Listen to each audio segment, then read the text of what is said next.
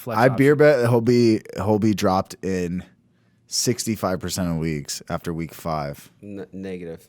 Deal.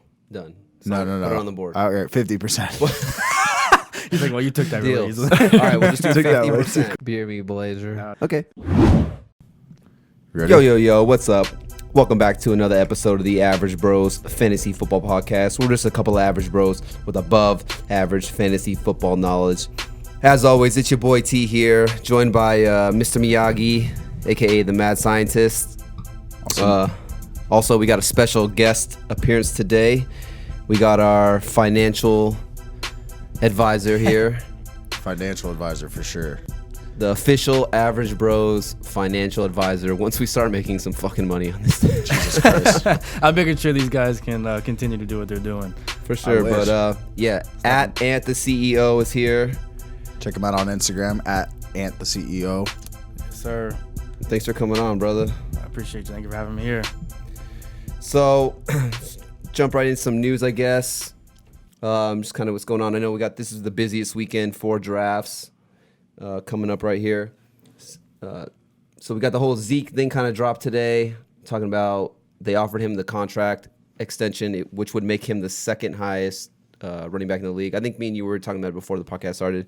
I think Gurley was making like 14.5 million or something like that, and then Le'Veon's making 13.1. So he'd make right in the middle. Yeah, he'd be making somewhere around there, probably 13.7 ish Yes, million right. per year.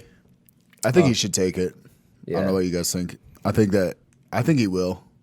I think you should too. I mean, you're not going to get much more from another team, to be honest. Like, Yeah, and it sucks. Like, I mean, even just the logistically of like for him to move for what, and then like even the cost of living changes wherever you're at. Maybe you'll save a little bit of money, like, but right. I'm pretty sure Texas is one of those states that you want to be in if you're an Right. athlete, right? Yeah, I think Miami is like the best place because they don't have. It's like something about their taxes, right? Yeah, Florida's like they don't get any tax off of it. Right. So, I mean, like I agree with you guys. I think he takes this deal here. I mean, he's gonna be making 13.7 million, like you said, and I mean it's more than he's making now.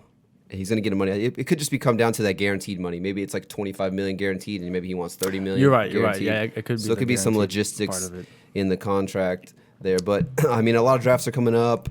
That's a So- good number. Like knowing that they're willing to pay him that much, that's a good sign. I think that he will sign compared to the Melvin Gordon situation.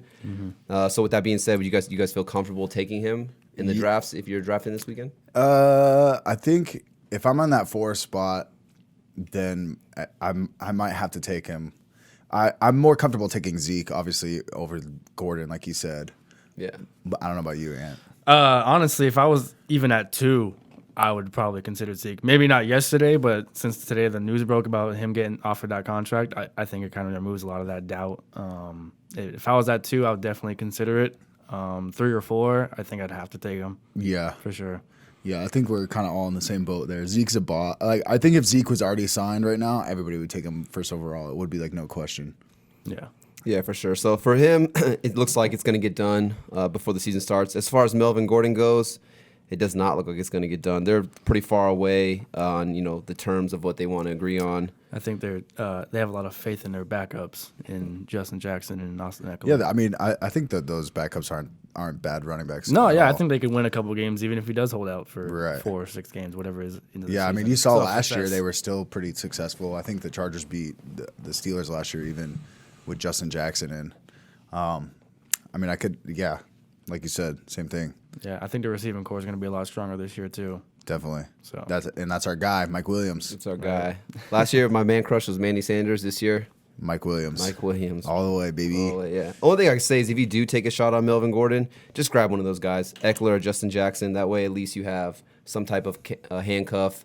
That way, if he does miss some games, at least you're getting a guy who's going to go out there and get you some type of run, and you're not just caught with your dick in your hands. right. I think I made the first dick reference. This could be the first time on the podcast. Yeah, dude, because With Mike that I maybe I missed rub the off on moment. you.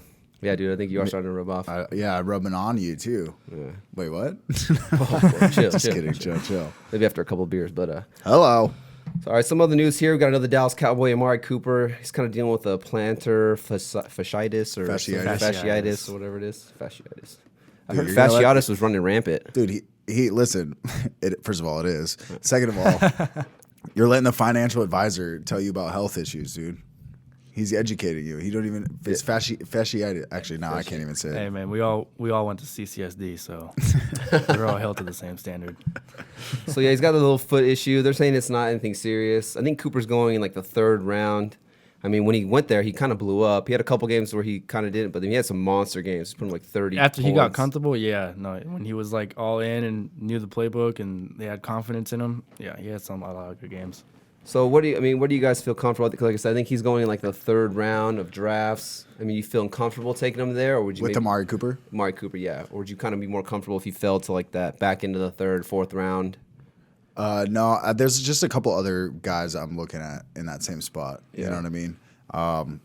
If he did fall a little bit farther, I would be down to take him. I just it's almost like he's just not even really on my radar. I just have so many other guys that I'm looking at in that spot that I just Well, looking at it right here, like in that area, he's basically surrounded by the Rams' top 2 receivers and the Vikings' top 2 receivers. Yeah. So if you want to go for a guy who's basically going to get like a larger lion's share of the targets, I think he's worth it if you're basically choosing between him and Diggs and Thielen, or you would take him over Thielen?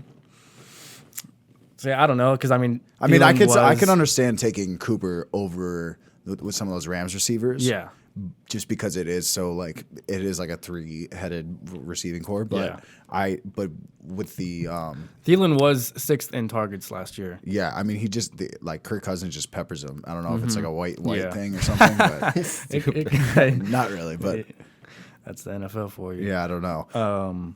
I don't know. I mean, it would definitely be something to consider for sure, and it also depends on if that's your first pick, or like who you got with your first pick. It'd just be all depending on how deep the receivers are left, how many running backs are left. It'd be a situational thing, but I don't think you would lose out by taking Cooper over someone that had to share it with another top tier receiver. Because who's the second target basically in Dallas right now?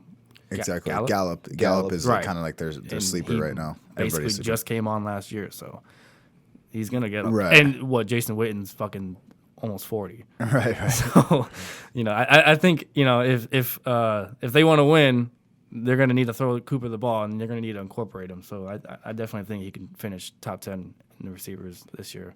Yeah, sure. So here's some guys he's around right here. Just like say, who would you take, Cooper or this guy? So Cooper or Keenan Allen? Let's do full PPR for. I would take Cooper, and that's not really a diss on Keenan Allen. It's just that I like what Mike Williams this year, like how we just said, and so I don't want to get stuck with 2 of those receivers. So Right. Because I'm going to be targeting Mike Williams, I would rather go Cooper over Keenan Allen. I agree. For me, I think I would rank Keenan Allen higher, but like you said, he's not really on my radar because I do want to grab Mike Williams in these later rounds, and I don't want to grab Keenan Allen and then miss out on him. But what about Amari Cooper and T.Y. Hilton? I think I go Cooper over T.Y. Just the Andrew Luck thing there's a lot of mouths to feed over there in Indy too. Yeah, that's hard. I'd Yeah. probably go Cooper. I might go Ty just because I like Ty, but yeah, the luck thing it does play into it a little bit. That's just me. Real quick on Keenan Allen. Keenan Allen did finish top 10 in targets last year as well. I believe Cooper was. Looks like he was around the 18 to 20 range in terms of targets just on last year. Yeah, I mean, but he did get traded during the season. Right. Yeah, some of those games in Oakland, he'd have like 1 target, 2 targets. It's like, what are you doing?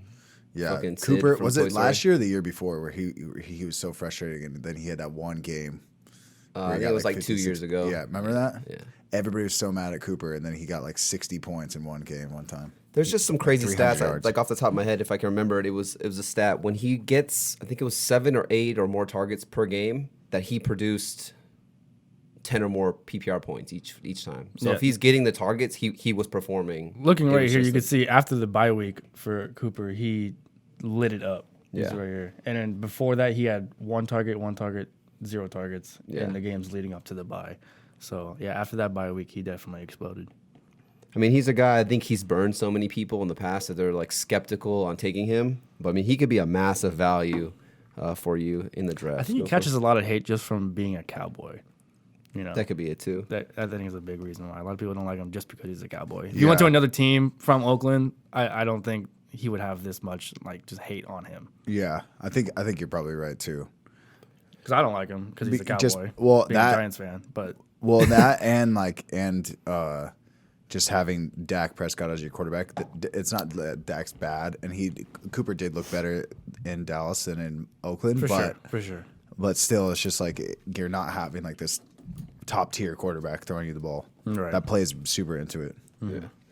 All right. With that being said, so we got some preseason games kicking off. Tonight's the third week of the preseason, so this is usually the preseason game where you see like actually some of the starters get in. Some of these players who are actually fantasy worthy. So you're getting the return of Darius Geis tonight. Yep. I mean, the hype on him last year was crazy. Crazy They're hype, talking for about sure. him being like a true 3-down back. Yeah, he was like last year's David Montgomery, kind of. Yeah. I think. Tore his Maybe ACL. a little bit better, to be honest. Yeah, more hype actually Yeah. towards Darius Geis last year. Yeah, tore his ACL, so he's out for the year. So then they went out and signed AP, who was actually a serviceable running back. I think he had over 200 total carries, too. Yeah, he finished pretty high in the rankings last year. Yeah. Yeah. So you got them both back. Geis is going in the 7th, which I think is kind of crazy for a guy who hasn't even really played. Especially coming off. Coming off an ACL injury. And then you got AP, who's going in like the 10th, 11th round. I mean, are you feeling comfortable drafting Geis in these later rounds, or are you just kind of like you know me? I have like a do not draft list. Personally, like these guys would be on my do not draft list, just because I think the Redskins aren't going to be a very good team, and it's probably going to be a timeshare committee. So I tend to stay away from bad offenses that have timeshares. I think I would be down if he really fell. Like if I'm in a home league, like in his home snake draft league, and like people just forgot about Darius Geis, and he's still there later on. Where AP is going, I'd be down for it. But I think you're right in the 6th or 7th round. That's a little bit too early for me. I would Just 'cause say of that. ACL injury. Yeah, I would say that if I had 2 starting running backs on my roster already that I felt pretty comfortable about, and he was in that 8th round spot, and I felt like there was enough wide receiver depth, or if the depth on RBs was basically like dwindling and he was still there in the 8th, I'd probably at least take him. Take a gamble on him. Yeah, because worst case scenario, you just roll with your 2 workhorses, but if he turns up, he could be a flex option for you For the whole sure. season. And you even like a trade bait too. That too, yeah. If he has a Yeah. couple good games string together, you could flip him real quick. Yeah, definitely. Yeah, so just keep an eye on it. We'll see how he performs tonight in the game. Yeah, hopefully, fingers crossed. Knee stitch together. Jesus That Christ. would I always be say some fucked shit. up shit like that. That's so messed up.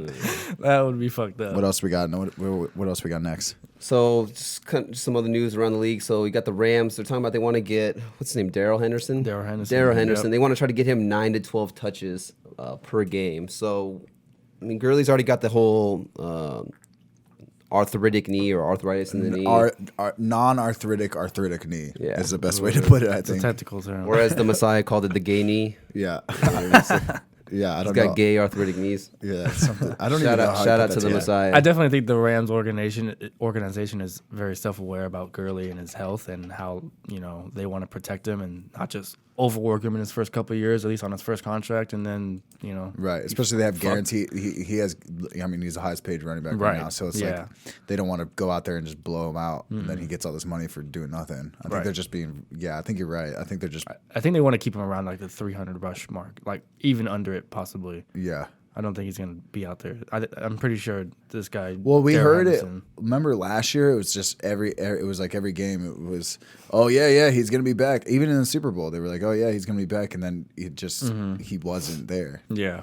So Especially after last season. so if they're saying they're not gonna play him that as much, and then on top of it, we're going into this year. I think Yeah, so I mean, Henderson's pretty much going to take over in the McVay offense. He's pretty much going to take over like that Chris Thompson role. So he's a couple rushes here, like short screen passes, bubble screens, and whatnot. So he's obviously going to get his run.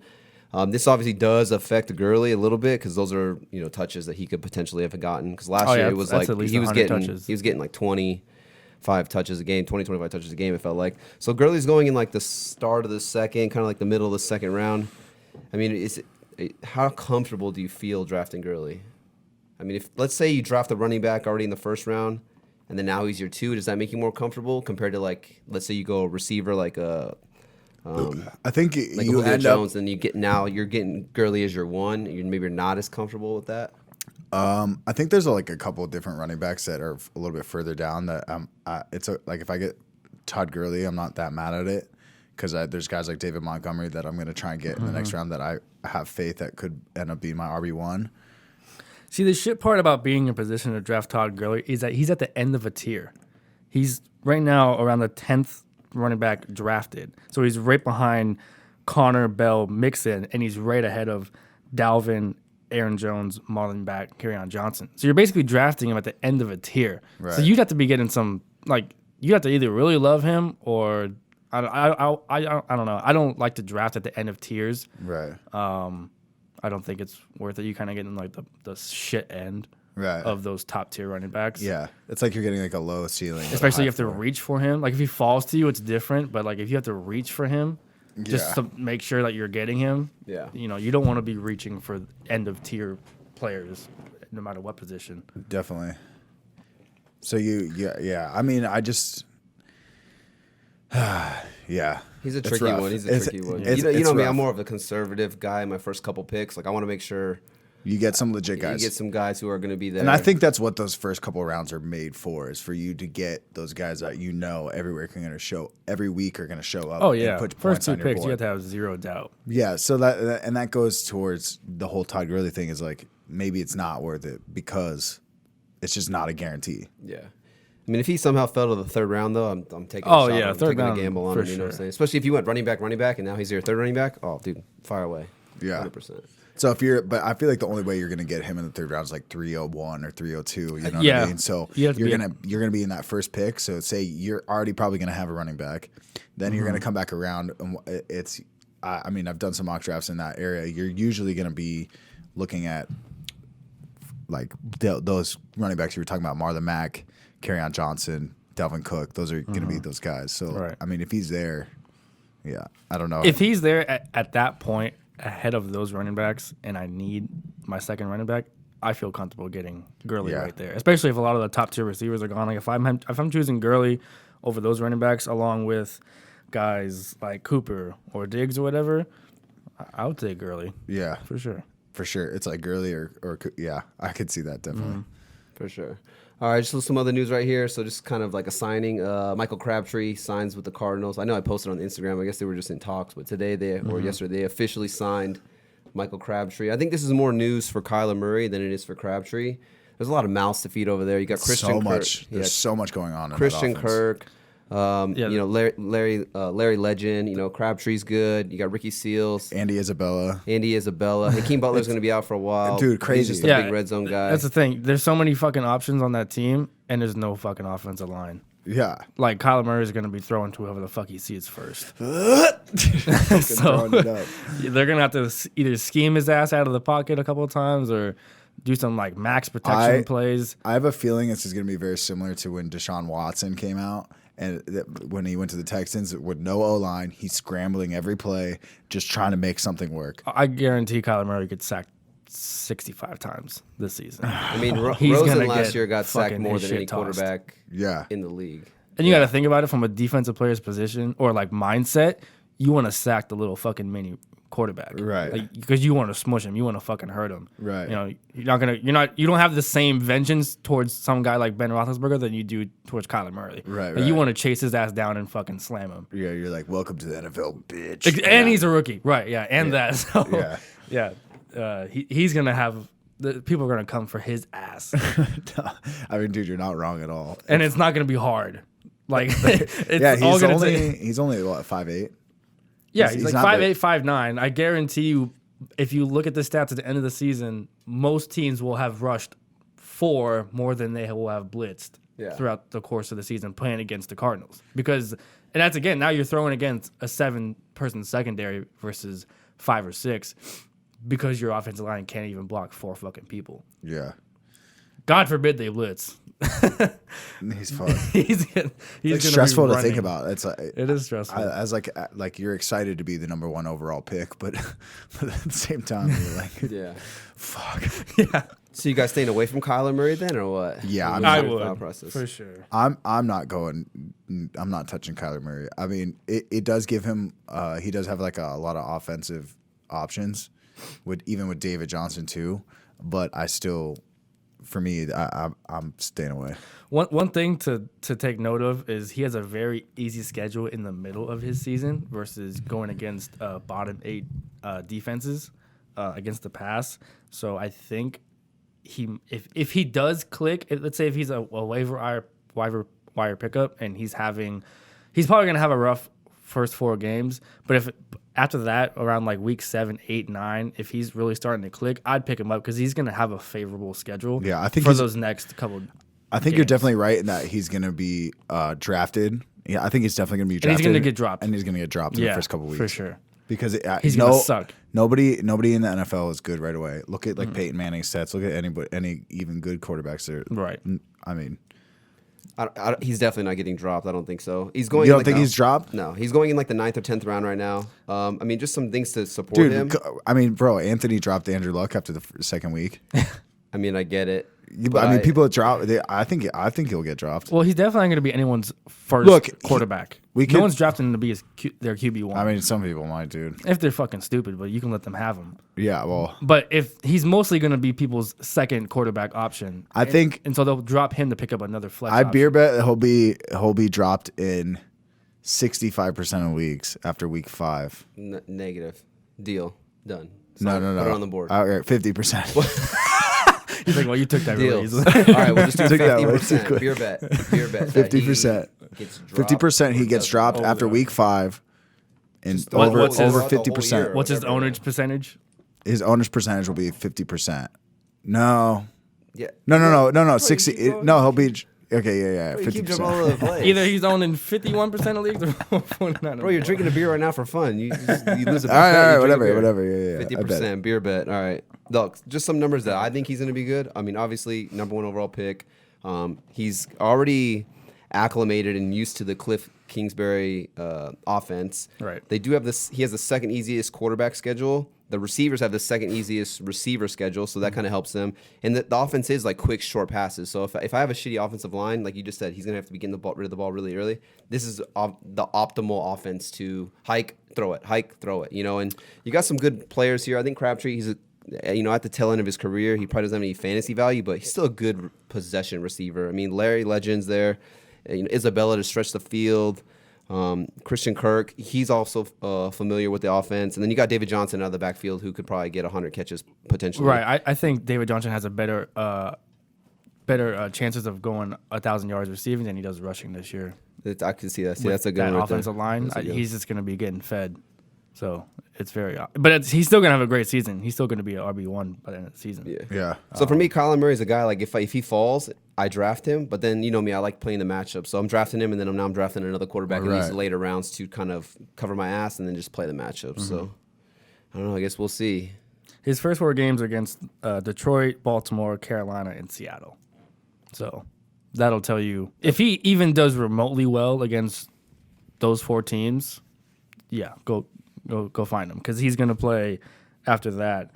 He has Cincinnati, Atlanta, the Giants, Saints, Niners, Bucks, Niners again. Nice. And those are all like bottom 8. Everybody loves when their fantasy players play the Bucks.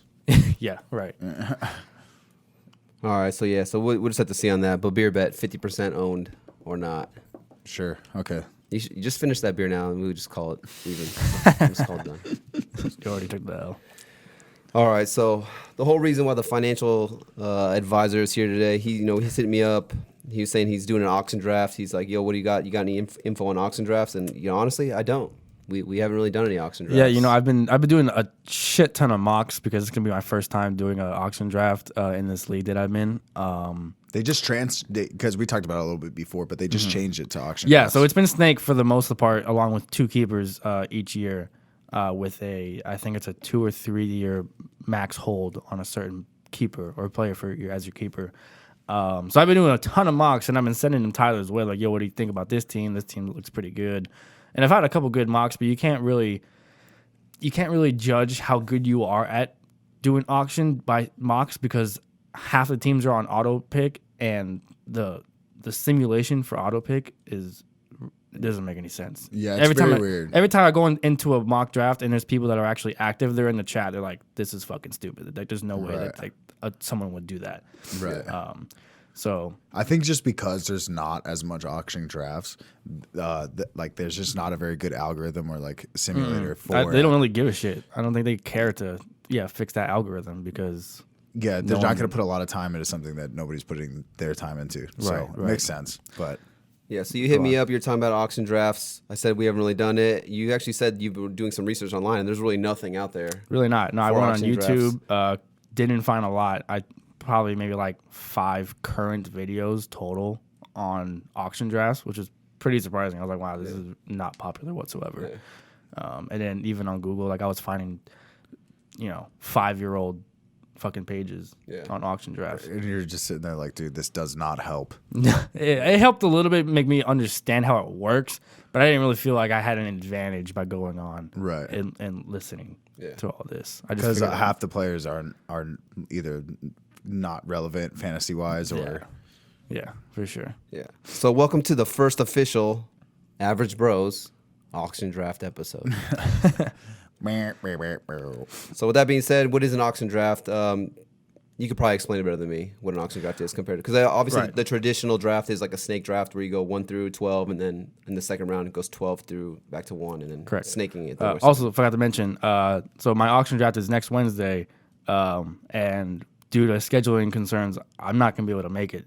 So I reached out to the Average Bros because I needed someone to draft for me. So we're out here, and this is a $100 league. Like this is not just for fucking fun. Like I'm putting $100 in the hands of these guys to see how well That's they trust do. Right there, dude. Yeah, That's so I had to make sure dude. I met up with them, and so they had a little bit of IQ going into it. But even then, with their already above average knowledge on fantasy football, I felt pretty confident. Dude, you're shining us on too much right now. Hey man, I've seen every episode. So yeah, so we're gonna end up drafting for him on next Wednesday. We're probably gonna do a live draft on Twitch if we can possibly do that. And then that way you guys can be there with us and maybe follow us. Maybe you guys can give us some pointers if you've done an auction draft. And honestly, it's a learning experience for us too. And like just even right now when we're talking about it, we're like hoping that you guys can, whoever's listening, can get educated and kind of like have a better understanding of auctions. Right. Yeah. So what is an auction draft? So an auction draft is basically it tests less about how well you draft and more about how well you budget your money. Because anybody can go out there and spend their entire budget on the 3 best fucking players out there. But you're not going to have anything left over until, like, you're 10 rounds deep. And you're, because basically you have a budget everyone has a budget of $200 to start with. And players can go as high as 50, 60, even 70 for some people if, if people really want a certain that player, you can spend like as much as you want. In mocks I've done, I've seen Saquon typically go for Saquon and Kamara normally go for at least 70, like on average. And again, people don't really know how to do these mocks in a more professional league. Like I've watched on like ESPN. Normally they only go for like 50, 55 max for these players because you have to realize you have $200 to spend on your whole team, and if you're spending a quarter of that on one player, you're kind of at a disadvantage unless this guy is legit and really works out for you the whole season. Yeah. You spend a quarter of your budget on one player and he gets hurt or something happens and he has a down year, you're fucked. You probably already lost. Yeah, it definitely adds it. I mean, it definitely adds another element to it for sure. So I was just curious. So for like waiver wire and stuff like that with auction drafts, is it the same way? Like, do you have it's the same probably?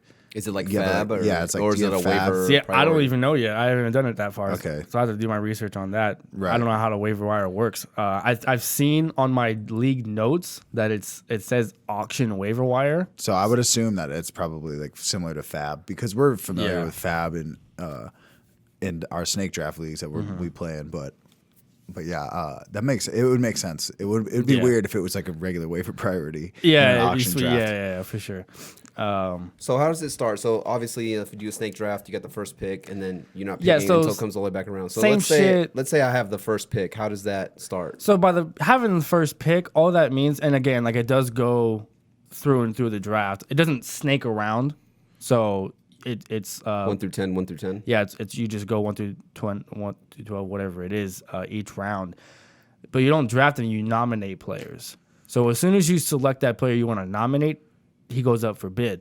So now everyone gets to bid on him. So does it usually go these top players, like what would go in a snake draft? Those are usually what get nominated first, or typically some players, if they want to do a outside of the box strategy, they might nominate a player no one wants and won't overspend on early.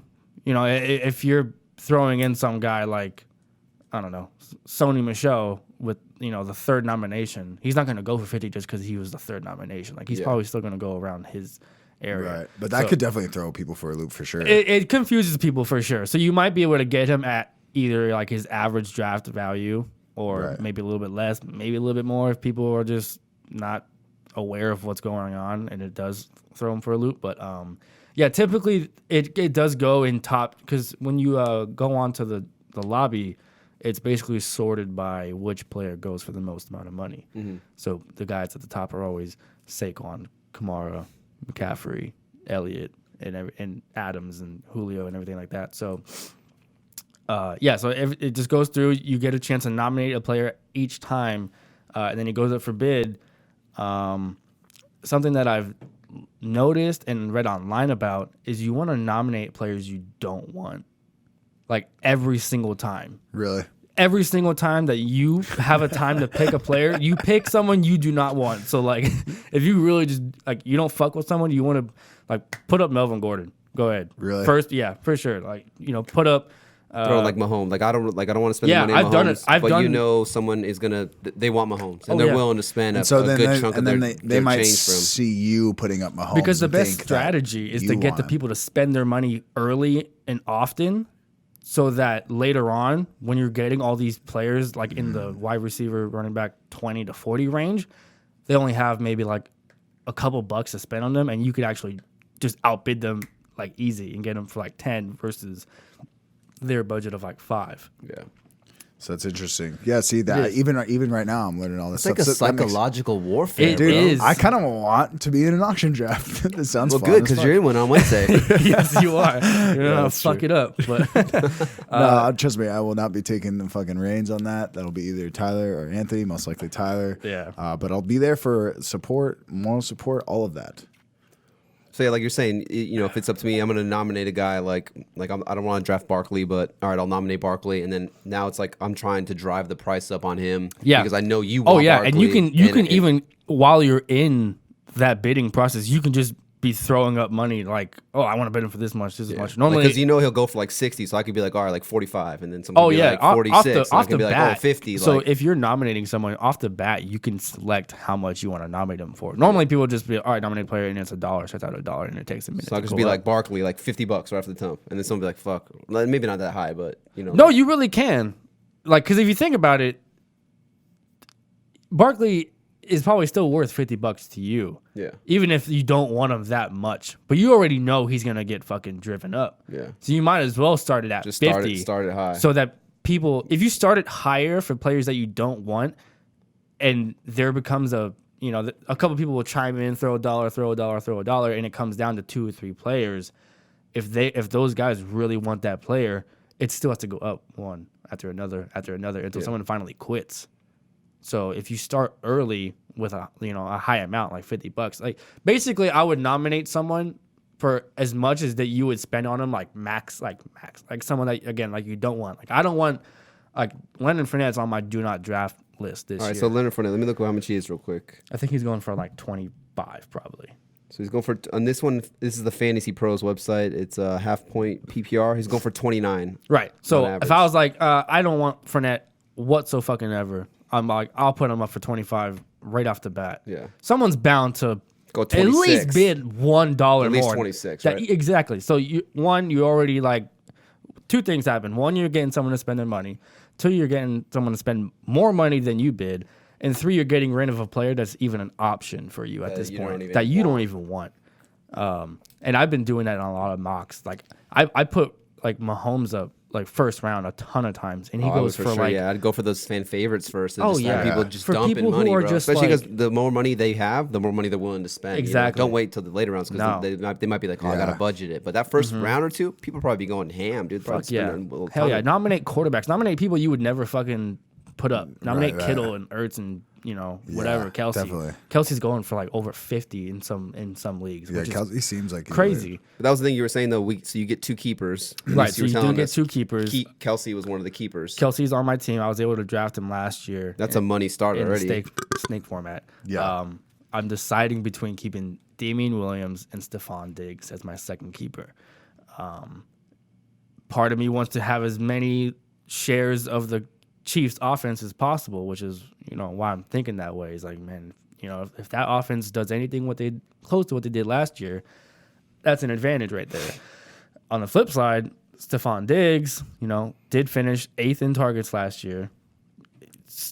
Only missed 1 game versus, I think the years prior he's missed like 3 or 4 games Yeah, he's always missed a couple games here and regularly there. each season. So, last year had a good, healthy season, finished top 10 in targets. And it's, but on the flip side of that. That's a tough one because they're pretty much ranked within, I would say, like a 5. Oh, yeah. They're right there. Every time I neck go and to neck. like a full, like top 200, top 300 board, They're right there They're next to within each each other. other, like within the Yeah. same, like, threshold. So it's hard. And again, like, how the Vikings are focused more on running this year. So it's not going to be the same as has it been in the past. Like, Yeah. they want to focus more on Cook and Madison and whatnot. So it's, are they going to have the same amount of production? I don't know. Yeah, Like, different offensive coordinator. does a third towards the end of the receiver year. like come in and completely like take a share of all those targets away from Thielen and Diggs? I don't know. Does Damian Williams get fucking hurt and can't finish the whole season, or does Carlos Hyde and who's the third back there Darwin Thompson. and Darwin Thompson, do they do well enough to it does, like, my biggest fear is that Kansas City becomes a running back by committee. Yeah. And then I fucking just wasted a keeper on a running back by committee in an offense where, there's a lot of opportunity, but, if he's sharing that shit with already however many like with Watkins and Hill and Kelsey and everything. Yeah. they're Well, I really- was telling you too, like, if I was you, I would try to find out if someone in your league wanted Damian Williams, and then you keep him, and then now you trade him. So I'm always talking about trades. Yeah, I'm already yeah. thinking about trades. So I have to submit my keepers tonight, about a week before the draft. It's like if you know he's gonna do that, and let's just say maybe he blows up that first week, and then you're like, oh, I can move him for like a more steady player. I mean, let's say you move him, and then maybe you can trade him for like an OBJ or I don't even know, like even like a Le'Veon Bell. I'd probably feel more comfortable than having a Damian Williams. Maybe you do something like that, and now you kept him, but you only kept him because you wanted to move him. Right, and I looked into that, but his first couple of games right out of the gate are against the Chargers. The Raiders are favorable, but the Ravens, the Lions, the Colts, and the Texans. His first 6 games, like, he's playing against 3 pretty good defenses. Yeah. So he's probably not going to put up real big trade bait value 6 weeks into the season. So it's hard because, every time you send a trade proposal, the first thing someone does is go look at how well that player has done. How consistent is he? So if he had 3 subpar, mediocre games against those defenses, someone might not really want to jump on him as much Right. as they would if he was going against some cake defenses to start off the season. Yeah. So it's hard. With Diggs, So you can only keep one of these guys, yeah? I can only keep one. So obviously I want to keep Kelsey. Yeah, I think that you're Diggs, he has a much more favorable schedule to start out the season. He has the Falcons, the Packers, Raiders, and then he has a Bears and a Giants matchup, and then the Eagles. So it's 3 bottom 8 defensive matchups for his position to start off the season. So if he comes off real hot and he's already a top 5, 8 receiver right out of the gates, he could have some really good trade value, and I can flip him knowing that later on in the year he might not, hold that same value. Well, also, if you keep Diggs, you think about it this way too. If you keep Diggs, you're obviously probably not going to bid on Damian Williams. Now, that's just a player who's going for $31. It says right here. That's probably going to someone else now has to spend money on to go get him. Right, That they for wouldn't sure. be spending if you it's were a to risk. keep him. Yeah, and So- again, just because I let go of these guys doesn't mean I can't go get them again in the Right. auction. I can still target them. It just depends on how much hype is really surrounded by them. And again, I think Diggs and Damian Williams are going around the same, around $30 in most leagues. Yeah. And keeping them at half value if I put it into another perspective, if I'm spending $15 on a potential breakout running back, you know, and I don't have to overbid on one of these other top tier running backs, that's a pretty fucking nice thing to have. No, yeah, for sure. So you were saying the keeper wise, you get to keep that player at half of their Average value. and then that you deduct that from your 200 Correct thing. So, Yeah. I mean, yeah, you're getting like a deal. You're getting a steal. Oh yeah, for sure. But it's like I could also get Diggs at $15, maybe $16. Yeah. So just, you know, I have does cases throw you for for a both loop. players. It's just so hard. Like you know, the name Kelsey. Just everybody's so hyped on Kelsey this year. Pat Mahomes is just such a stud. It's so Right. hard to be like, oh no, I went with Diggs. You know, just because like you've said, Kelsey's gone for 50 or 60. Oh yeah, for Right. sure. So who are some players here that, besides the keepers you're going to get, who are some players that you're targeting, and then who are some players that, you know, maybe you're not targeting? Because You want to go by position? not just off the top of your Off head. the top of my Yeah, head. yeah. Well, right here, I mean, I have a whole. Another thing I looked up for these auction drafts is you want to have a basically your own big board. You want to go into the draft with values on players that the most you'll spend, so you don't just get caught up in the hype or in the moment. Yeah. You know, you could always Definitely. refer back, you know, to your notes and be like, oh, you know what? I only valued this player at $40, and he's, you know, people are already He's already at 45. He's already at so I'm like just up out. to 50. Yeah. So I'm like, fuck that. Like I'm gonna let him go because you don't want to overbid on players early. Right. Absolutely not. Because if you're spending $5-10 more on a player who's at the end of his tier, or just even in general, that means you have to spend $5 to $10 less on another player down the line. So you have to get. That means if you're overspending on one or two players, you have to like get steals the rest of the way. If you really want to, So you got to stretch budget the your dollar first the most. couple picks pretty good. For sure, yeah, and you kind of have to just let these guys go unless for some reason they're just not catching hype. Yeah. You know, if you're willing to spend 50 on Saquon and 50 is the number to get him, fuck it, yeah, go for Saquon. But if he's already in the 60s range, you're gonna just kind of let that person ride it, like let him have him for 60. Like it's not worth it at that point. But for some players that I do want to target, that so the best thing I've learned from doing these mocks is I can go back and I can see which one of these top tier players at each positions are falling to the point where players, like, people don't have any money left over and they're going for like $5, $1, Yeah. 10, something like that, somewhere in that range. So people kind of blew their load early. So now these certain players are falling, but you've kind of been budgeting your money. Now you can actually fire at them more. And a few of them have been Matt Ryan and Jameis Winston. I've seen Matt Ryan go for like $5 in a lot of I leagues. love Matt Even Ryan this year. Rodgers. I've seen Rodgers go for like $4. And it's just What? because people don't have any fucking money left to spend over it because they spent all of it on On the positional players. the positional players. And quarterbacks in general are not supposed to go for more than 5, to be so honest. Really? They're not. Yeah. Okay. But Mahomes is going for as high as 20 to 25 Okay. Wow. just because, you know, people have a fucking Mahomes. boner. Okay, so everybody says to stream quarterbacks, but Mahomes is the only quarterback that kind of, I mean, maybe Aaron Rodgers back in a couple of years ago, but like I feel like Mahomes is the only one who's like, oh yeah, well I'm pretty fucking worth it. He kind of like throws a wrench in that gear. You know what I mean? Yeah. I mean, I still wouldn't myself. Like I still would not do it. But I'm just saying, it's kind of funny how much Pat Mahomes is just so different as a quarterback Right. for fantasy. And let me ask you real quick. Do you guys think Pat Mahomes is matchup proof week in and week out, 1 through 17? Do you think I'd he's say matchup so, proof? yeah. Yeah. Okay, That well, offense is just to keep things in perspective, Pat Mahomes has the hardest passing schedule in the league amongst all quarterbacks. That's not on purpose. That's for sure. I'm sure they did that on purpose. The NFL. Probably, maybe, I mean- yeah. But he has 0 matchups against a bottom 8 defense. He has 5 matchups against a top 8 defense. And the rest of them are just either middle of the pack or whatever it is. Right. Every other quarterback in the league has at least a couple favorable matchups. Right. And I think, who was it? I made a note. Sometimes though those stats, it's like the bottom whatever passing defense. It's like I think it's hard for those. Like I agree, like they do definitely say a lot, but I think like sometimes those stats are kind of hard because the defenses change so much year to year. Yeah, you know what I mean, with so many signings, drafts, and everything. So it's like yeah, this might have been like the bottom 8 defense, or like maybe they're projecting this defense to be this. But I mean, defenses change. We just even look at defenses that we try and draft in fantasy. You can't draft the same defense over and over again. They're never going to be the number one over again. Change. Correct. But when it comes to players. top 8 and bottom 8, you don't really see teams go from a bottom 8 defense to a top 8 defense. Yeah. Then so even if you're going against a projected from last year, and that's a good rebuttal. bottom 8 defense, they're probably going to finish they're probably going to finish middle of the pack. So you can't expect them to be elite.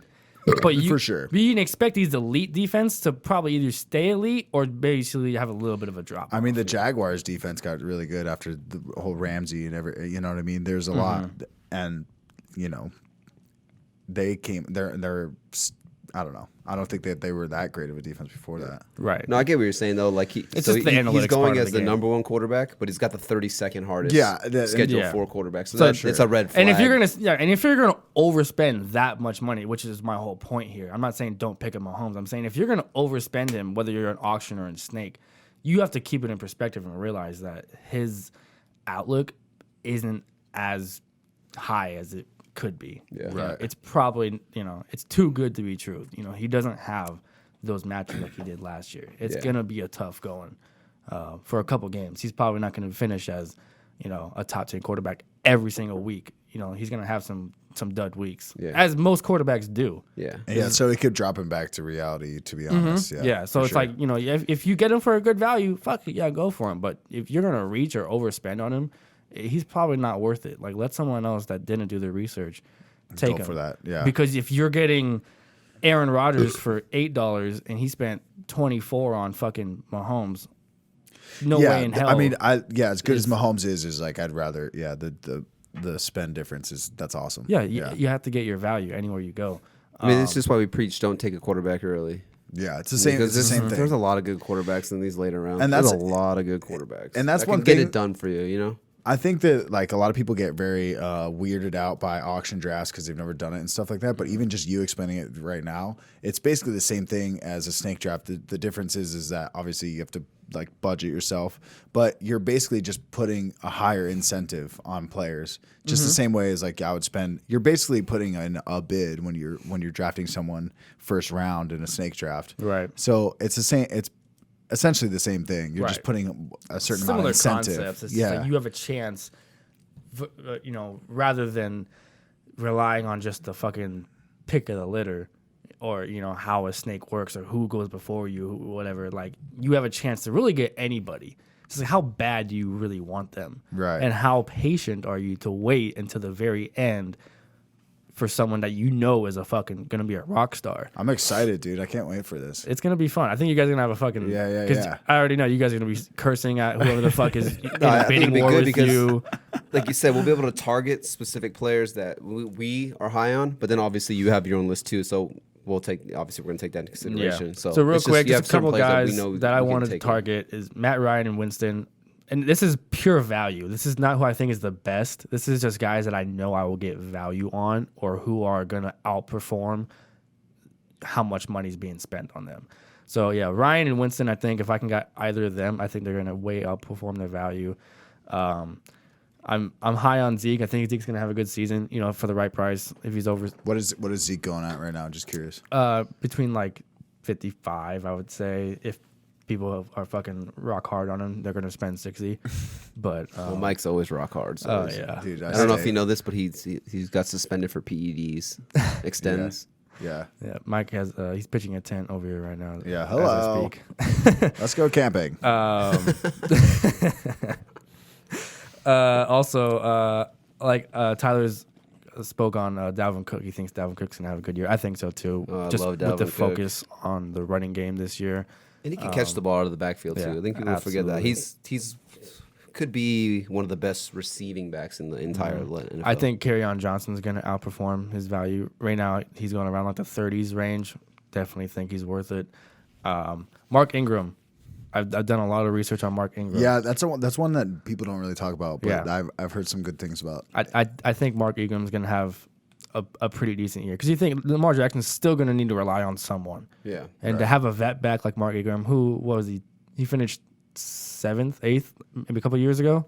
Yeah. Oh, He was top 10 running back. Yeah, 2 Yeah. years ago with Kamara. Right. Yeah. So and he's definitely gonna be the lead guy there. I think he's gonna have a good year. He's only going for around $20 right now. I don't know what his ADP and Snake is right now. I think he's in like 5th or 6th. Yeah, he's going like Yeah. 5th round probably. I mean, Right. that's a good offense for him too. Just a smash mouth. Oh, like, for sure. just downhill They type of running run the back most right there. amount of run plays, do they Yeah. not? Yeah, I think that Baltimore's like they're just one of those teams that do that. They're not. Here's the They thing. want is to that control the pace. I think they're not known as a. They're. It's not like they're known as like a running team. I think they're mostly known as like a defensive team. Yeah, and then defense control. defense control the clock, and that's just you end up running at that point. Right.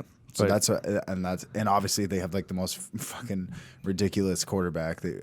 He does. Yeah. Sometimes when he's playing, you're like, this guy isn't a quarterback. I guarantee you they're gonna Just run around like Michael Vick. Yeah, there's gonna be multiple times that they'll run a like 3 running plays in a row throughout the game. Like Yeah. they're gonna be like, fuck it, like you can't Yeah. stop the run because we're gonna jam it. And if you like, They're running again. and you jump on it, and as soon as you jump on it too quick, then it's a bootleg with Lamar Jackson. Yeah. So he's gonna keep him honest all the time. Yeah. Because if you just any sort of fake or any sort of misdirection, read option, some shit, Lamar Jackson's gonna make you look stupid. And he's gonna take it for 50. Yeah. For sure. So that's gonna keep him honest. Yeah. No, they'll run a lot. They'll run the ball 20 times, 30 times a game. Right. But just having Lamar Jackson back there will keep defenses on, at least the backside, honest. Right. They won't be able to just send the house if they know which way it's going. Yeah, Right. for sure. Also, with running backs, Carlos Hyde just as a handcuff.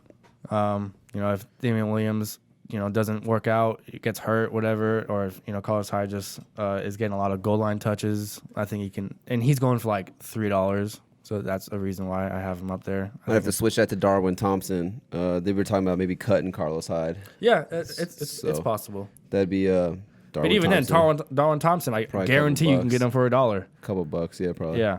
And then I have Dion Lewis. I have Dion Lewis in there because I think, Derrick Henry, he's going to get hurt. Yeah. I think so. I mean, it's in the pudding. I would. Yeah. What's Derrick Henry going for? That's crazy because some people are probably going to buy in the hype on him. That'd be a guy who I personally would probably try to nominate just because someone's going to buy into the hype. For and sure. He's definitely just someone that I nominate $25 as soon as I can. I mean, I was looking at some stats and they were saying like, those couple games down the stretch last year was like more than 50% of his whole total. Yeah, thing. no, he killed it for sure. So I And think then- a lot of players are gonna look, or a lot of people are gonna look at that. Yeah. and And be then even like oh, you know, 75% of his career games, he's had like, I can't remember what it was, but like 75% of his career games, he was like an RB3 or worse. Mm-hmm. And then he has like those 25% of the games where he's been an RB2 or better. That's normally when he gets in the end zone. Yeah. A couple times. So, I think Dion Lewis towards the end of the season is gonna have a nice finish. I have a note here. Yeah, Dion Lewis, I feel like people are forgetting about this year too. Yeah. And he went pretty decent high. Like, he's going to those 6th, 7th, 8th round, of the drafts last year. Right. And now people just completely like Dion Lewis. You know what it is just because he was good at the beginning of the year, and then Derrick Henry kind of just.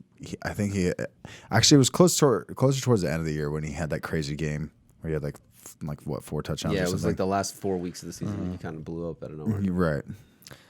For receivers, I'm high on Michael Thomas. If I can get him for a decent value, or Julio. The Falcons and the Saints have This is a PPR. half point PPR. Half point, okay. Yeah, with a 5-point touchdown passing wise. So Okay. a little More incentive. Yeah. But I have notes on the Falcons and the Saints have the easiest, or again, according to last year for defenses, they have the most favorable matchups for receivers throughout the entire year. Mm-hmm. I think they have like 7 and 8 bottom 8 defensive matchups respectively throughout the year. Yeah. So I think they're gonna kill it. I think they're both gonna have insane. Both years. those guys are studs right there. But then to throw it like the cherry on top, that they have like money ass matchups. The green rated matchups is what we call them. Right. So they got absolutely majority green rated matchups. For sure. It's even better. You know. Mike Evans, I think, is gonna have an insane year. Yeah, I love Mike Evans this year. For sure, I'm targeting him. Yeah. Mike Williams, like you said, I think Calvin Ridley, he'll have a good year. Matt Ryan has finished top 5 quarterback so many years. Yeah. He's gonna throw the ball. It's gonna be at least 4,000 yards. It's gotta go to someone. Yeah, Calvin really had a couple really good games last year too. Yeah, I can see Calvin really get anywhere from 800 to 1,000 yards this year. Maybe like 6 touchdowns. I think he's gonna have a good year. Really? Yeah. Damn, you're all in over there. I'm high on Calvin Ridley for sure. I mean, the offense is good. I mean, we were looking at some stats before we even started, and Anthony threw it in the group chat, but it was a stat where Matt Ryan, when he plays inside of a dome compared to when he's on grass, and his numbers jump up, exponentially when he's, inside of a dome. And 13 of the 16 games are inside of a dome this year. So that's just a money match right there. I think people, what I don't understand is people are always like on Mahomes, and I get it. He balled out, 50 touchdowns, MVP, but I think people are sleeping on Matt Ryan right here because, MVP a couple years ago, and just looking at the numbers, 2 of the last 3 years, he's finished as QB2, and then 2 years ago he had a dud season. He finished as QB15, so that was pretty bad. That was after the MVP year, but then he rebounded again last year, QB2. QB2 Right. 2 of the last 3 years, and I just don't get why people aren't giving him more credit. I mean, he's got a good offense. Maybe weapons. maybe they think it's every other year. they could. Could be, but I mean, don't think a lot of people That's are a thinking stupid thing to go off of there. I mean, I just don't get it. I think he's one that. Is of the this better year an values. even or not? I think he's one of the better values. It's at an odd. quarterback. Yeah, If you're for gonna wait value, on a for sure. quarterback, I think he's one of the better values. One Waiting player, for I him. think if there's one player I really want to target that's super under the radar, that I will low-key pretty be upset if you guys don't nab for me, is D.D. Westbrook. Oh, okay, yeah. We were actually talking about him before he got here. Yeah. Yeah, we were. D.D. Westbrook. I've done my I don't know why research it sounded like I was lying, but we really were. No, we really were talking about D.D. Yeah, Westbrook. no, D.D. Westbrook, I think, like, he just has, again, he's going to be the number one option. Foles at quarterback. I think he's going to have a great year. And he's only going, I've seen him between $10 to $15. ADP and. The schedule's nice for him. Yes, yeah, absolutely. The former Bolitnikov winner too. I think people forget about that. The Bolitnikov Award in college is the best receiver in college football. So, yeah, I think people forget. He won the Bolitnikov Award as the best college wide receiver, D.D. Westbrook, and you don't just win that for a fluke. Yeah, right here on Fantasy Pros, he's the 40th drafted receiver. Right. That's fucking insane. That is insane. He's gonna get a number one receiver's targets, like, for sure. Yeah. He's gonna have a great year if you can nab him in, like, what round would that be for? I don't know. know. That's probably like 6 or 7. Yeah, he's gonna have an 40. insane year. 40. D.D. Westbrook, target him in every single one of your leagues for Yeah, sure. because what would pick 80? Yeah, something like that. And also just with his surrounding cast, there's not a lot of weapons on that team. He's going in the 7th, 8th round right now, and I think that's. I mean, if you can get him there, probably even like a little bit higher. I mean, I'm taking him over guys like Will Fuller. He just can't stay healthy. I'm taking him over Allen Robinson, Christian Kirk, Robbie Anderson, Alshon Jeffrey, And all those guys Mike are like Williams. the second and third options in their offenses. Yeah. D.D. Westbrook's the number one option in Jacksonville, bar none. Yeah. So, him for sure. Dante Moncrief, if he wins that battle with James Washington. This is why I think he is, because he's got rapport with Big Ben already. I know James Washington, like everybody keeps talking about it. It is fucked up because I think Dante Moncrief actually he fumbled on his first play, which kind of is that doesn't look good. But as of right now, he is the guy, and I think there is a lot of talk about James Washington, but I really think that Dante Moncrief's going to take that role. Yeah. See, I'm more of a James Washington guy. I mean, I think Dante Moncrief's like the veteran, but another former Bolitnikov winner, Right. James Washington. People sleeping on that.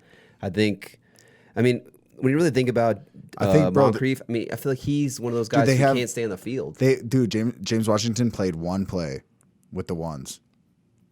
Eli Rogers has played more plays with the ones than James Washington. It's like I agree with Tyler. I like James Washington better. Yeah. But he's not getting He's he's not getting opportunity. And I think, and I'm not. Obviously, they drafted him pretty early. I think it was last year. Yeah. But when you drafted James Washington last year, you think like, oh, is this Juju Smith-Schuster again? Like, you know what I mean? Right.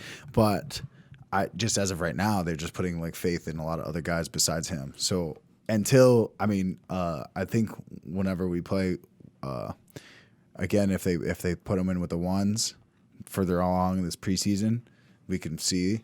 But as of right now, I'm going to be Dante Moncrief all the way. Can we beer bet this then? We beer bet me James Washington outscores Moncrief. You take Moncrief over James Washington Outscores for the whole year. like touchdowns? No, for the Or whole just year. like points. yardage, Total everything. point. No, yeah, total points. Yeah, sure. right. Whole year. So I we'll feel like we're doing so many beer bets, but they're all like it takes the whole year. yeah, you'll find out in Whatever. February. We're gonna have one episode at the end of the year where we're just Oh, how about this? fucking How about this? hammered. How about just a keg? Just 30 racks each.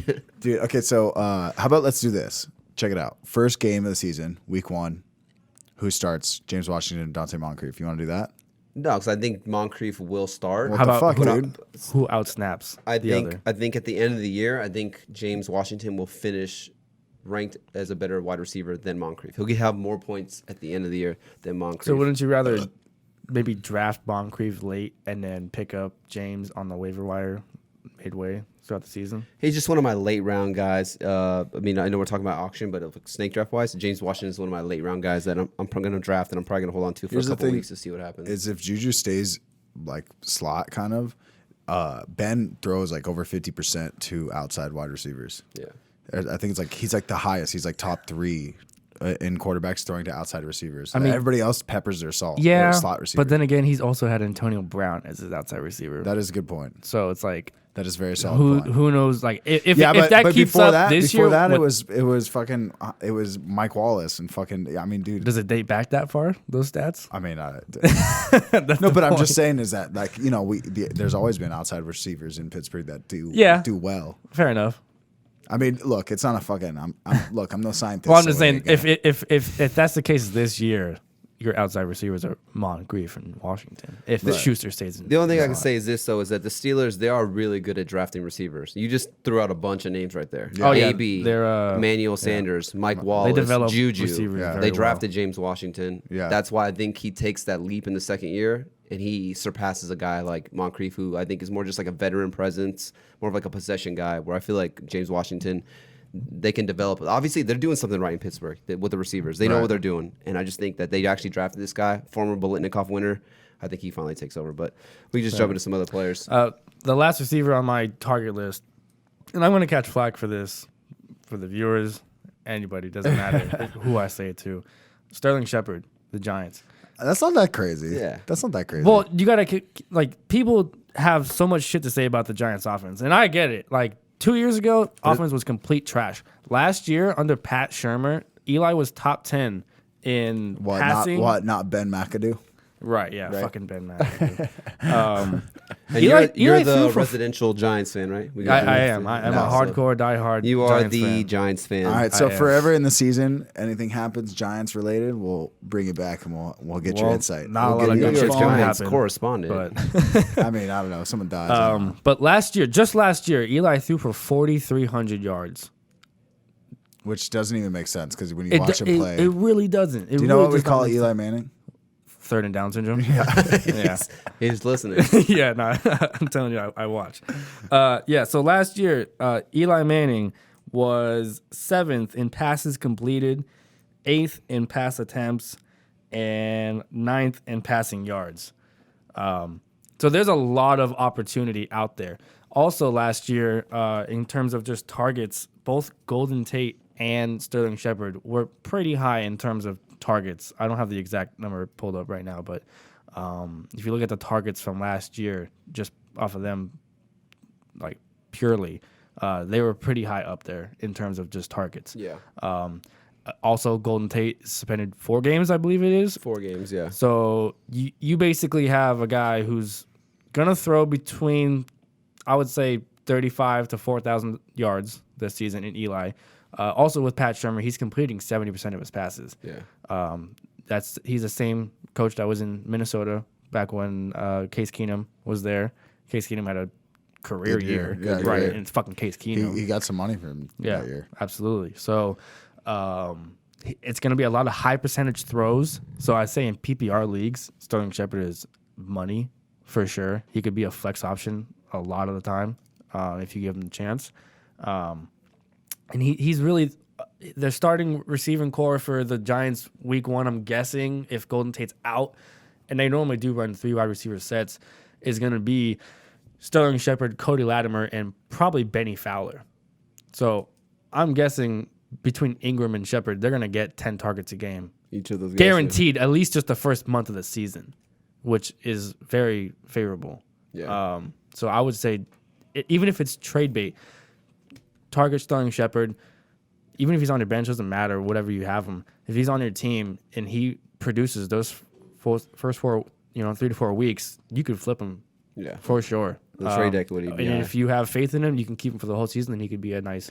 Dude, it's funny you said you were talking about Sterling Shepard like that's so crazy. I don't think that's that crazy of a fucking Right. call. Not Get flack everyone for it. does, but a lot of people, fucking Giants. I'm not even like I've seen drafts. I've seen big boards like they literally do not even get. He's going in like the 9th round right now, 9th, 10th round, so that's not terrible. I mean, he's Right, going but he around could guys definitely like produce like Manny a Sanders, 6th Marvin round Jones, receiver, for Corey sure. Davis, Deshaun Jackson, Cortland Sutton, Moncrief. I mean, he's going around names. But I like think that. he has way more opportunity than all of those guys that you No, just yeah, listed. I agree. And even then, him and on this Fantasy Pros, Sterling Shepard was the 39th receiver, and D.D. Westbrook was the 40th. Those are 2 guys you can target way down the line, and they can produce as wide receiver twos. For sure. I like it. Yeah. Also, for tight ends, your boy Vance, for sure. Yeah, He's going to have a great Vance. season. Mark Andrews, I think he's going to have a great season. Yeah. Great season in terms of where they're being drafted and how much Right. value is Yeah, really right, put right. against these players. Let's touch on the Vance McDonald real quick. So that's actually some news that broke. So they were, they obviously had Jesse James last year, and they were kind of splitting the carries, splitting like the snaps. I think they're seeing like 50-50 pretty much is what it broke down to. Yeah. He still finished as the 10th best tight end with 50% of the snaps. So, everyone was talking about like, no Jesse James. He's in Detroit now on the line. So they're talking about, okay, well, now it's the full Vance dance the whole year. But they were interviewing the offensive coordinator, and they were like, oh, so is he going to be on the field for the whole entire game? And he said no. Like he's not going to be on the field for this. I mean, so do you think he still sees? I mean, I was listening to something earlier, and they're saying like even if he sees from 50 to like 70 or 75% of the snaps, it's still a huge here's production. what I think it is. I think he's going to be on the field more than Jesse James was, but that's the same thing too. Is Jesse James was somewhat fantasy relevant a little bit. Yeah, he wasn't your starter every week, but you could plug him in if you needed to. I think it's gonna be similar to that, but he's gonna play more than Jesse James did. They do still have Xavier Grimble, but he's he does more special team stuff as another tight end, blocking tight end too. So yeah, I mean, I'm still down with Vance. Well, you also got to think, if you're considering drafting Vance McDonald, it's because you missed out on all the top tier tight ends. And at this point, you're basically on the verge of streaming tight ends. Well, right. Which is the one position that you can stream, but I think it's the hardest one to stream. I think quarterbacks is way easier to stream. Mm-hmm. Defenses is easier to stream. Obviously, kickers is fucking kickers. Right. But yeah, tight ends it does suck streaming quarterbacks. But if you are in a position of probably needing to stream tight ends, I do think Vance, Mark Andrews, Austin Hooper are all guys that are on that fringe list, but can be your all season long. They can stay in your team the whole year and still produce. Yeah. I think I forget who said it, but the difference in fantasy points between last year's tight end one, which was Kelsey, and I think it was the tight end 8. I forget who it was a whole 8-point differential in terms of fantasy points. If you compare that to receivers, that's like comparing the number 1 receiver down to like the mid 30s. Yeah. Right. So it is we big touched on fucking that jump. when we did talking about Kelsey. Right. Yeah. So again, these are guys that you are going to be stream options, but can turn into your tight end for the whole year. Yeah. Right. Definitely, if they're there and the top 5 are gone, considering. Yeah, it doesn't Kelsey, worry me Ertz, about the Kittle, Vance Ingram, thing, just because Howard. I mean, even if he plays, if he played 50%, he finishes the tight end 10 last year. So let's just say he jumps up to 70%. So obviously he's on the field more, but then also all those targets from AB and all those targets from Jesse James are now gone. So I think he gets the numbers obviously going to increase. So you think he's top 10 tight end at least, right? Yeah. I mean, more opportunity to catch the ball, but the think more snaps played. He finished his top 10 last year. I think top 8. I think he finished at least top 8 again. I think the wealth is still distributed from AB leaving and, like you said, Jesse James. Jesse James not so much, but Yeah. I mean, even just having James Conner instead of Le'Veon Bell, that adds to it as well. Yeah. I know that was like a whole thing last year, but it's still relevant a little bit. Right. Yeah, for sure. Some just rapid fire notes real quick that I've taken notes on. And again, in terms of matchups, guys that you want to target. For quarterbacks, Jared Goff, great weeks 1 through 8. You know, he'll have a great he has great matchups all through those weeks. Prescott, weeks 1 through 7. Matt Ryan on the back end, weeks 10 through 17. That includes playoffs, so he's a guy that you want to keep an eye on. Same thing with Cam Newton and Drew Brees. Jameis Winston, Kyler Murray, and Nick Foles have the easiest schedules for quarterbacks throughout the year. So if you are missing out on those top-tier quarterbacks, definitely give these guys a try, so they're not going to have the most difficult matchups.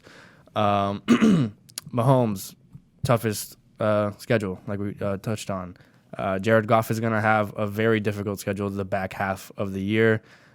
Big Ben has the hardest, schedule just during the playoffs, weeks like 13 through 17. Right.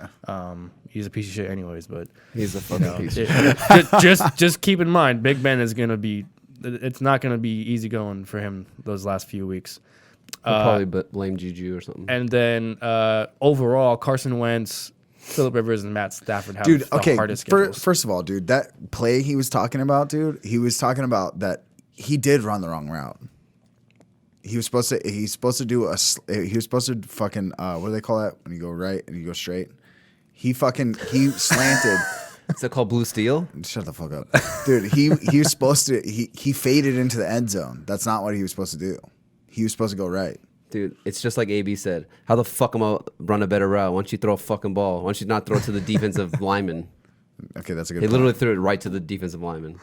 And that cost me a bet too, so that's why he's also a piece of shit. Yeah, I had fair the enough. Steelers money line to hit a little parlay. All right. Well, moving on to running backs. Kerryon Johnson, weeks 1 through 9, favorable matchups. Sony Michel and James White for weeks 13 through 17 have great matchups. If you guys can target those guys Down the stretch for your playoffs, they can win you leagues guaranteed. They have I'll pull it up. The teams they play. Who do you like better, Sony Michel or James White, while you're pulling that up? It depends what kind of offense they run. I mean, obviously, Sony Michel has way more of a running value, but James White can catch 10 balls in a game for sure. So, and again, if you're PPR or if you're standard, like it all depends. They both have, and again, they kind of do a committee. Right. In New England. That's always what we talk about is like our biggest thing. And I would running backs. normally stay away from those guys, but if you could down the stretch target them for your playoffs, they could definitely win you a league. They play against. They have Kansas City, Cincinnati, Buffalo, and Miami. The last 4 games of the season. Chill, fam. It's dog in Miami here. Yeah, what's wrong with Miami, dude? Miami has the 28th rushing defense. So Hey, well, if you're not first, you're last, right? Yeah. Something like that. again, that makes it worse for you, but Yeah. Shit. Just Kansas City, Cincinnati, and Miami alone are bottom 4. So that's Right. they might run all over those fucking teams. Nick Chubb, back half of the season, weeks 10 through 17, favorable matchups. yeah, but if you got Kareem Hunt there, do you think Nick Chubb's going to be any type of relevant at that point? How many games is Kareem Hunt out? Kareem Till Hunt week won't come 9. back till week 10. Yeah, 9 weeks he's out. Okay, yeah. So I mean, again, it depends how much he really catches on. Like, not everyone just jumps on the scene and it's like, let's fucking go. I don't know. Kareem Hunt's a fucking Yeah, he stud. can't even. Kareem Hunt I can't even love Kareem Hunt, practice for sure. He can't even practice or be at the facility. Yeah, so he for might those have a 8 slow weeks. start. So And who knows if Nick Chubb's killing it, they might say, "Well, we're just gonna roll with this guy Yeah, because if it's he's not already broke, fucking killing it." you don't fix it. Yeah, Makes if it's sense. not broke, don't fix it. The Cowboys, the Dolphins, Steelers, Jets, and the Ravens have the easiest run defense schedules. So you want to target Zeke, Kenyon Drake, or Balaj, whoever goes for them. Connor, Le'Veon, and Mark Ingram are all guys that to keep an eye out for the whole course of the season. Yeah. They Balaj is the guy I like in these later rounds. I feel like it's literally the same player, 1A, 1B, and he's going, several rounds after Drake. Yeah.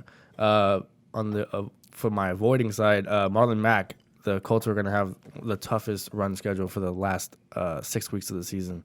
So weeks 11 through 17. And when you Not say gonna have this fun. stuff, it is good to know, but it's also like it doesn't mean that you can't draft these guys. No, of for course sure. not. Like No. it's just saying, hey, try and trade these guys while they're hot. It's a during the heads up season. to either target or to trade away players that It's a you're personal having. preference too. Of You like, know? okay, like maybe I'm not, when you get to like a Or certain starting, tier of players, yeah. like what's going to be the deciding factor between taking like a Marlon Mack or an Aaron Jones? Like, okay, well, fucking Marlon Mack's schedule's super tough. That is the Especially during the the deciding playoffs. factor Yeah. for me to take an Aaron Jones Exactly. or a Devontae Freeman in a sense. Yeah, like Right. if it's a heads up and you're yeah. trying to you're splitting hairs. Exactly. at a These are, certain these are point. not guys that are going to have dud seasons or just like not worth drafting whatsoever. It's just saying, hey, if he's on your team or if he's on another team, just have a heads up that if you like him or if you don't like him, this is what's coming up. Or this Right. is how, they might have a hot start to the season or, a shitty end to the season. Yeah. So that was basically my thought process for these. The Derrick Henry, Deion Lewis, not going to have a nice last 3 games of the season. They have to play against Houston, New Orleans, and Houston again. So not the Yeah, most. Houston's defense is pretty good. And then just in terms of schedules in general, the Falcons and Devontae Freeman, and then the Bucks with Jones and Barber, they're going to have the hardest seasons to go for running the ball. So again, just a factor to keep in mind. Yeah.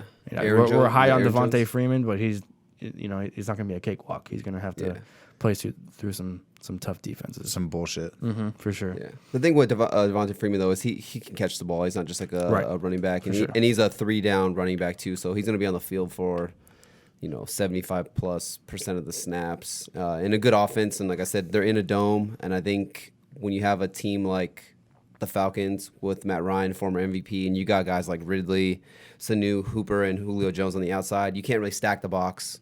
They went out and they drafted a couple guys in the offseason to boost the offensive line. So he's one of those things where, like, yeah, the stats are bad, but I'm still going to take a shot on him at the right sure. price. Yeah. On the receivers, the Falcons and the Saints from week 7 to 17 are going to have a pretty easy schedule just for throwing the ball wise. So if those guys are not performing at their peak value for weeks 1 through 6, and you think you can nab them from a team with one of those receivers that are hot in your team and you can switch, I would definitely do it. Yeah. And it could be, even if it's not Julio or Mike Thomas, if you're grabbing Calvin Ridley or who's in New Orleans, who's their second receiver? And they got Ginn, they got Do they still have Traquan? Traquan, Yeah. and Duquan, Right. So if one of those guys, and Unquan. pops off the scene or is getting a lot more snaps versus another receiver, he could definitely work out for you. The Colts, week 13 through 16, are going to have a favorable schedule, so it's down the playoffs. The Rams are probably going to have a hot start to the season, weeks 1 through 8. Pretty easy schedule. Just in terms of the whole season, Panthers, Falcons, Saints, Seahawks, Bucks, and Rams. So any one of those receivers on those teams, Good schedule. yeah, good schedule. The whole season, those teams. Yeah, in general, just combining favorable matchups, whatever it is. Teams that have way harder schedules are going to be the Eagles, the Jets, the Chiefs, the Texans, and the Broncos. All 5 of those teams go against some pretty good secondaries this year. Tight end wise, who would I have? Hunter Henry, Mark Andrews, whoever takes the snaps in Indianapolis, or if they just go with 2 tight end sets between Probably go Doyle double and tight end Ebron, right there. I'm thinking. And then Delaney Walker in Tennessee are going to have pretty easy seasons. And then I don't know who do you guys think is going to be the lead tight end in Denver. But weeks 13 through 17, they're going to have a nice schedule just in terms of defenses against tight ends. Yeah. So whoever it is, what do they have? Noah Fant? Could be Noah Fant. That might even be good. Yeah, Get him more acclimated to being in the NFL. When you get to those weeks 13, 14, 15. Mm-hmm. Yeah, if he's in your waiver wire weeks like 10, 11, 12, and he's available, could be a late pick him rounds. up for Yeah, sure. yeah. For sure. If Flacco does, if you're love to streaming throw tight to a ends, tight end, if you're streaming tight ends and he's that guy that's, if he's the one that's getting the lion's share of the targets and the snaps, I would definitely target Noah Fant or whoever else is out there. Again, with the Steelers, Vance McDonald's going to have a tough end of the season, weeks 13 through 17. And then, funny enough, basically every NFC East tight end and Ingram, Ertz, and Witten do have difficult schedules for the whole season. So you're a Giants fan, so how do you feel about Evan Ingram, actually? I think Evan Ingram's probably going to finish as again top 5 tight end for sure. I think so too. I mean, that's not like crazy. That's pretty easy to say. He could have a better season than Ertz just because of how many weapons are in Philadelphia. I don't know. He could be the third best tight end behind Kittle and I could see it definitely. and Kelsey this year. I think he has a lot of upside. He's a mismatch problem anywhere you line him up. I've seen him line him up in the slot. I've seen him line him up outside. Like, they move his ass around the rotation all the time. He's not just there to block. We have Rhett Ellison, who's one of the best blocking tight ends in the game. Yeah. He's the one that's going to be out there for blocking, right? Right. So when I don't think Evan Ingram is really a blocking tight end, is he? No, he's worked on it. He's gotten a little bit better, but again, it's not his just forte. not his thing. No, but if you think about it, we could actually, and I think this is a big possibility because we have so much wide receiver depth issues in having Corey Coleman and Golden Tate out. Evan Ingram might be our third receiver. He could literally line up in the slot or in the outside. Yeah, absolutely. I could see it too. I would not be surprised if they roll out Latimer, Ingram, and Shepard as our 3 receivers, and then they have Rhett Ellison out there, and then you don't obviously. It's a tell if you have Ellison or Ingram out there. If you have them both out there, that defense won't be able to key in on if it's a running play or not, because obviously if you have Rhett Ellison, more likely than not he's in there to block for Saquon. Right. So with because you're a Giants fan, also do you think what do you think about Daniel Jones? This isn't so much fantasy, but I think Daniel Jones' success in the preseason, which he has a lot of. Right. He's 13 of 16 passing. He's like so far. everybody gave everybody shit for giving Daniel Jones shit. Right. And I think it might speak more to the offense than it does just Daniel Jones in general because of how precision accurate he wants. Pat Shermer wants to complete almost every single fucking ball that they throw. Right. Like, he values completion percentage for sure. So he's making the right reads and he's doing what he's supposed to do. And I'll be so honest, I remember where I was when we drafted Daniel Jones, and I was pissed for like an hour. I'm sure. Because I was so heart set already on us drafting Josh Allen because he was still there that he fell to 6. Yeah. And I was like, fuck yeah, let's go. I was so hyped. I'm like, let's go. We got Josh Allen. I was so excited. And when we picked up Daniel Jones, I was pretty pissed. upset. Yeah, I was upset. Not because I don't like him. It's just at 6, I'm like, there's so much game-changing players you can get there. And reports are that they were afraid that Cincinnati I think they were at 10. Was gonna either pick him or trade up if we passed on him. But I mean, I hope he proves me wrong for sure. I wasn't the highest on him. He's done very well, obviously. I think he's a very smart quarterback. I think he has a lot of deep ball talent for sure. I don't think I see him playing at all this year. I'm pretty sure they're going to ride Eli out, give him his little farewell tour. And that works out good for quarterbacks too. Look at Pat Mahomes. I mean, obviously Pat Mahomes is a stud, but it did help that he just watched Alex Smith kill it here before he started. Right. So, I think Eli's going to play the whole season. I don't think I see Daniel Jones even step in at all. But I think for the future, he might do well as long as this offense can gain some momentum and really, going forward, seeing how it goes this year with Eli at the helm and going into a second year of Pat Shermer's offense, I think it might turn out well. As much as there's so much shit going on with the receiving core there, they still have one of probably arguably best running back in the game. In the right, NFL. and that's a great crutch to have. Yeah, so that's there's definitely worse teams to be drafted by. For sure. Absolutely. NFL. Yeah, to be a rookie quarterback coming in with arguably already the best running back in the game, or at least the best running back for the next 5 years to come, like that's, I feel pretty comfortable. Right. I don't know about you.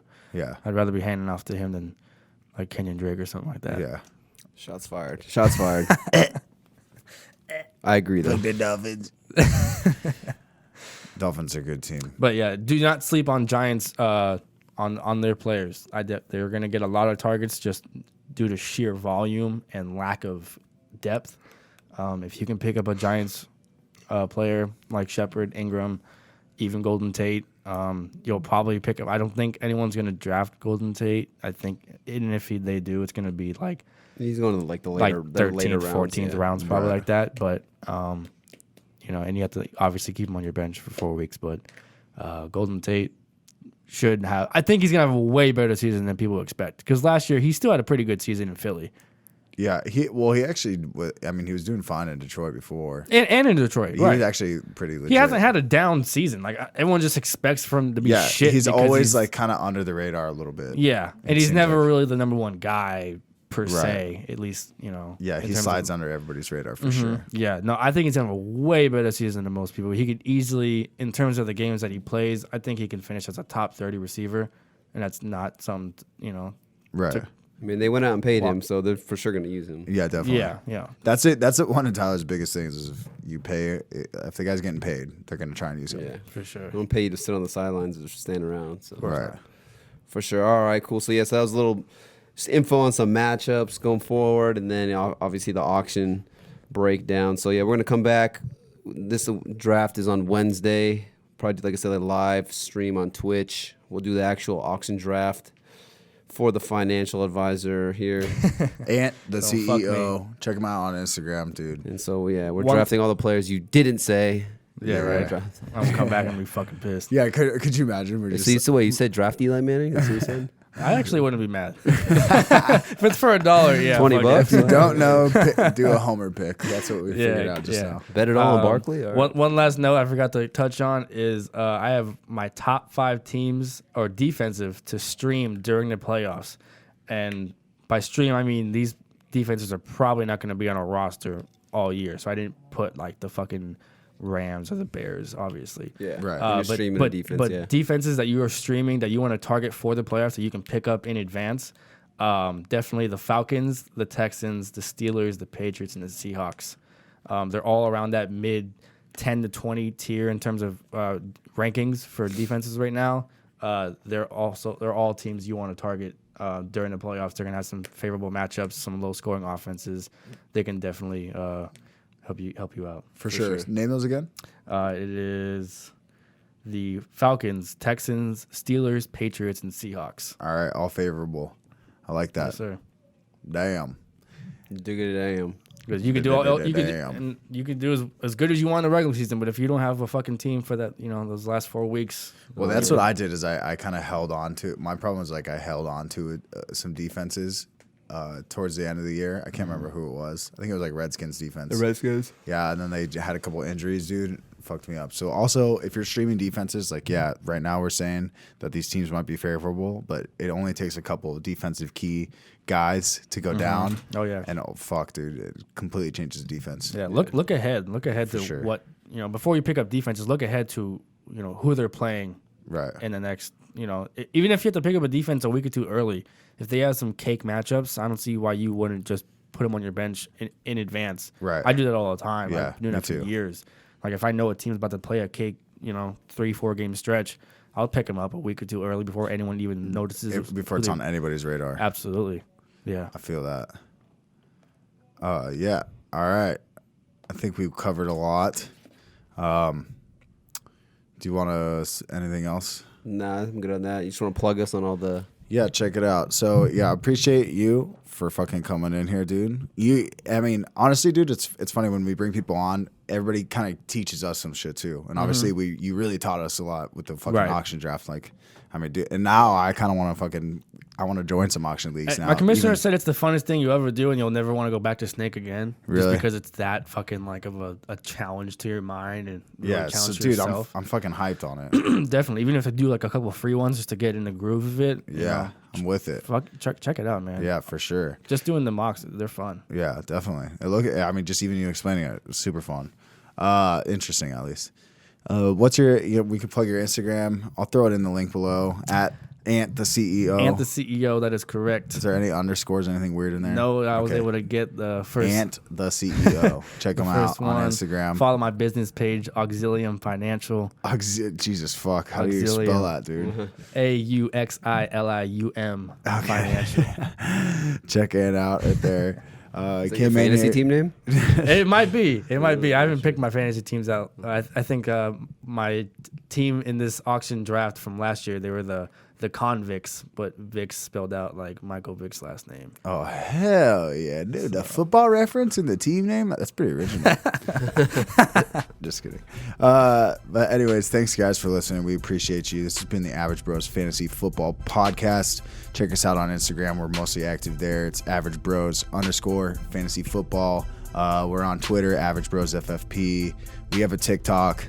I don't know why the fuck we have a TikTok, but we did it. Gary Vee keeps telling me that it's gonna. Yep, I made one. I just put clips on there and stuff. I'll follow that shit right now. Yeah, and then what else we got? Oh, if you could, please give us a rate, 5-star, and a review Hell yeah. on Apple Podcasts app. Ant went and fucking did it for us. I've seen it before. He on his old name, Ant the Hooper, but you know what? He left us a review, and that was so kind of him, and it helps us out. It really helps us big time move up into the Apple Podcast world. So do all that. Support your friends, guys. Yeah, you Help them fucks. live their dreams. Just because you don't have any doesn't mean they'll be a fucking downer. Yeah, what he said. Yeah, what he said, dude. And that's it, I think, right? Yep. Hello. All good. Goodbye. See ya.